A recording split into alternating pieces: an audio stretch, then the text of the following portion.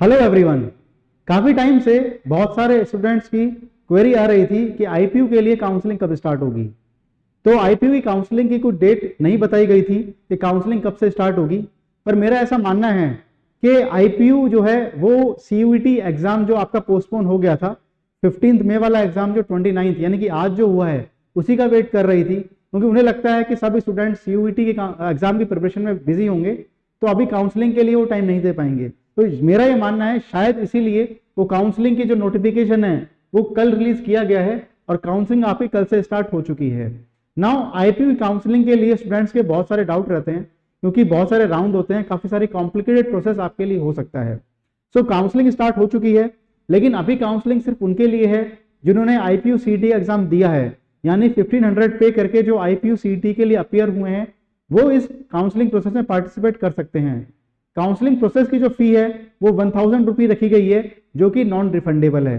तो कौन कौन से कोर्सेज के लिए काउंसलिंग स्टार्ट हुई है ये आपको बताया गया है कि ये जो पर्टिकुलर कोर्सेज हैं इनके लिए काउंसलिंग प्रोसेस स्टार्ट हो चुका है, और इनके लिए जो आपकी पार्टिसिपेशन फी है वो 1000 रुपीज रखी गई है। तो यहाँ पे हम अगर इन कोर्सेज की बात करें तो 1000 रुपीज तो है आपकी काउंसलिंग फी है, और कुछ पॉपुलर कोर्सेज की बात करें तो BCA, BEd, BBA, BA JMC, BCom honours और आपका BEd special education, bachelor of arts economics में और इंग्लिश ऑनर्स, ये काफी पॉपुलर कोर्सेज हैं आईपीयू के, जिन्हें काफी स्टूडेंट्स पूछ रहे थे काउंसलिंग कब स्टार्ट होने वाली है। तो काउंसलिंग की डेट अनाउंस हो चुकी है कि वो कल से स्टार्ट हो चुकी है काउंसलिंग आपकी, और ये एंड कब होने वाली है इन्होंने बताया है कि 28 तारीख से जो काउंसलिंग स्टार्ट, यानी कल से जो काउंसलिंग स्टार्ट हुई है ये आपकी 10 जून तक अवेलेबल है, यानी आप 10 जून तक इसके लिए रजिस्ट्रेशन कर सकते हैं, इसके लिए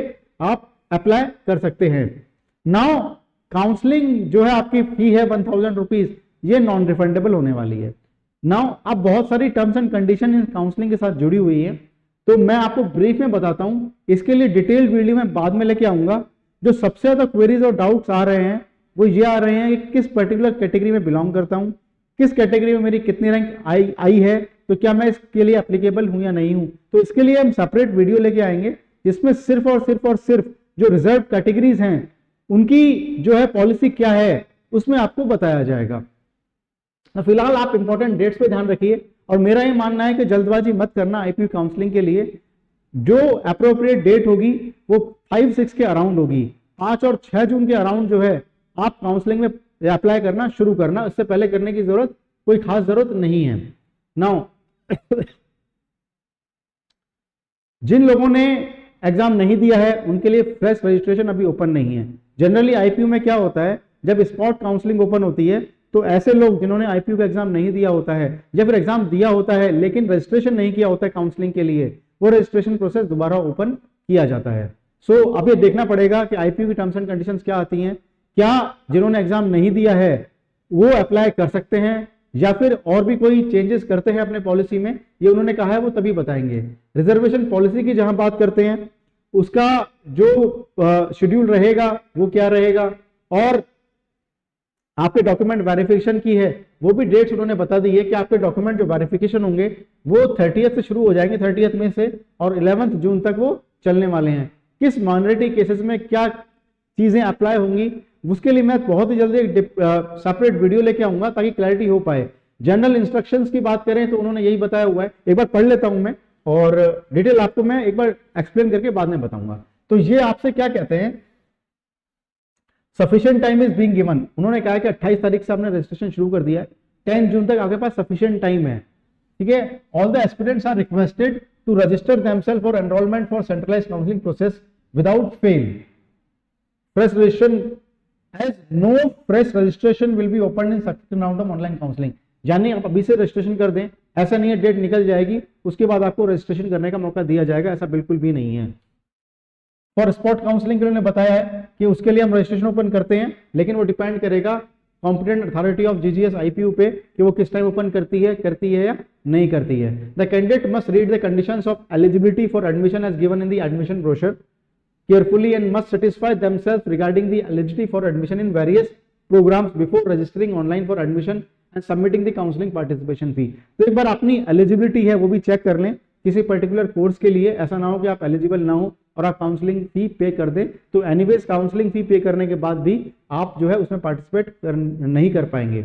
It is the sole responsibility of the candidate to ensure that they fulfill the minimum eligibility criteria in the program they seek admission. The correctness of the details filled with the respective region, category or any other details or allotment sheet and bank detail in which, अब देखो ये चीजें इन्होंने बताई है कि अपनी जो डिटेल है एकदम सही भरना काउंसलिंग में, आपका रीजन सही होना चाहिए, आप दिल्ली या आउटसाइड दिल्ली बिलोंग करते हैं, आपकी कैटेगरी प्रोप्रिएट होनी चाहिए।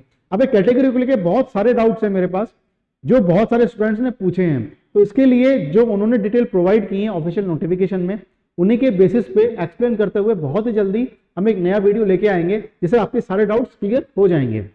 आपका जो बैंक डिटेल है वो करेक्ट होनी चाहिए, क्योंकि आप अगर एडमिशन विड्रॉ करते हैं तो जो आप फी पे करते हैं 60,000 जो रिफंड होगी आपको वो उसी बैंक अकाउंट में आएगी, तो आपकी बैंक डिटेल भी जो है वो प्रॉपर होनी चाहिए। ठीक है, तो ये उन्होंने बेसिक बताया हुआ है कि आपकी डिटेल जो है वो प्रॉपर होनी चाहिए। एक ऐसा उन्होंने कहा है कि लास्ट मिनट तक वेट नहीं करना है, लास्ट मिनट में कई बार सर्वर की प्रॉब्लम आ सकती है या आपको मेडिकल इमरजेंसी आ गई तो आप काउंसलिंग का फॉर्म जो है वो भरने से रह जाएंगे, तो आपको बहुत जल्दी भी नहीं करनी होती है कि आप सारा काम छोड़ के सबसे पहले इसी में जाएं, या फिर एंड मोमेंट तक भी वेट नहीं करना है कि आप 9th और 10th तक भी वेट करें। तो इसीलिए मैं कह रहा हूं कि अप्रोप्रिएट डेट्स जो होनी चाहिए वो 5th के अराउंड होनी चाहिए काउंसलिंग के फॉर्म फिल करने के लिए। कई बार ऐसा होता है काउंसलिंग में जब अप्लाई करते हैं तो टेक्निकल ग्लिचेस भी आ जाते हैं, तो आपको 3, 4, 5 दिन मिल जाएंगे ताकि वो टेक्निकल ग्लिचेस जो हैं वो रिजॉल्व हो जाएंगे और फिर आप अपना फॉर्म जो है वो इजीली भर पाएंगे। ठीक है, ये कुछ कैटेगरी की डिटेल मेंशन की है उन्होंने। इसके अलावा उन्होंने क्या है कि सेपरेट कैटेगरी का एक वो बताया है, registration and submission of counselling participation भी वो बता चुका हूं मैं आपको कि वो आपकी 1000 रुपीज रहेगी जो कि आप ऑनलाइन पे करेंगे और वो नॉन रिफंडेबल होगी। अब ये जो कॉलम उन्होंने दिया है important instruction for candidates claiming reservation, तो काफी सारे डिटेल उन्होंने मेंशन की है। मुझे लगता है कि स्टूडेंट पॉइंट ऑफ व्यू से ये समझना बहुत मुश्किल होता है किस कैटेगरी में बिलोंग करते हैं, और काफी सारी कैटेगरीज जो होती हैं वो आईपीयू में दी गई हैं आपको। सो आपकी सहूलियत के लिए to make it easy we will be making a separate video for this, ताकि आपके सारे डाउट उसमें क्लियर हो जाएंगे। ठीक है, तो बेसिक जो इन्होंने देखो कितने सारा दिया हुआ है, माइनॉरिटी कोटा, कितनी सारी डिटेल्स उन्होंने कैटेगरी के नाम में मेंशन की है। तो मुझे लगता है कि स्टूडेंट पॉइंट ऑफ व्यू से कोई आर्मी में कोटे में है, कोई आउटसाइड दिल्ली ओबीसी कैटेगरी में है, कोई क्रीमी में है, नॉन क्रीमी में है, फिजिकली हैंडीकैप्ड का कोटा अलग होता है, उसमें Jain minority Sikh minority quota अलग होता है कुछ पर्टिकुलर कॉलेज में, कुछ यूनिवर्सिटी ऑफ स्कूल में है उसमें कोटा अलग है, तो बहुत सारी कंडीशंस उन्होंने की हैं। सो टू मेक इट ईजी वो आपके लिए हम ईजी कर देंगे ईजी। ठीक है ना, तो बस अभी के लिए इतना ही। अभी सिर्फ इन्फॉर्म ये करना है कि आईपीयू की जो काउंसलिंग की डेट्स हैं वो ओपन हो चुकी हैं आपके लिए, और आपको सजग रहना है और इन डेट्स को मिस नहीं करना है। सीयूटी का एग्जाम आज हुआ है और मुझे लगता है कि 15 to 20 डेज में आपका रिजल्ट जो है वो अनाउंस हो जाएगा, उससे पहले भी हो सकता है, पर देखना यह है कि नॉर्मलाइजेशन होगा या नॉर्मलाइजेशन नहीं होगा। और मुझे लगता है सभी का जो अभी एग्जाम हुआ होगा काफ़ी अच्छा हुआ होगा आज, और आपको दोनों केसेस लेके चलने हैं। आपको ऐसा नहीं है कि सिर्फ आईपीयू पे फोकस करना है, डीयू छोड़ना है, या डीयू पे ही फोकस करना है, आईपीयू छोड़ना है। आपको 3-4 टॉप कॉलेजेस हाथ में रखने चाहिए, ताकि अगर कोई एक कॉलेज में आपको दिक्कत आती है, एडमिशन में प्रॉब्लम आती है, तो एटलीस्ट दूसरे कॉलेज में आप ट्राई कर सकें। लेकिन काउंसलिंग प्रोसेस में कैसे पार्टिसिपेट करना है, दिल्ली यूनिवर्सिटी का CSAS पोर्टल जो है वो भी लॉन्च हो चुका है। सो अब आपके पास सिर्फ काउंसलिंग का ही एक वक्त देना है आपको, पढ़ाई तो आपको बिल्कुल भी करनी नहीं है। सो कोई भी डाउट है तो पूछते रहें, और वीडियोस के थ्रू सारे डिटेल्स आपको टाइम तक पहुंचाई जाती रहेंगी। चैनल को फॉलो जरूर करते रहें।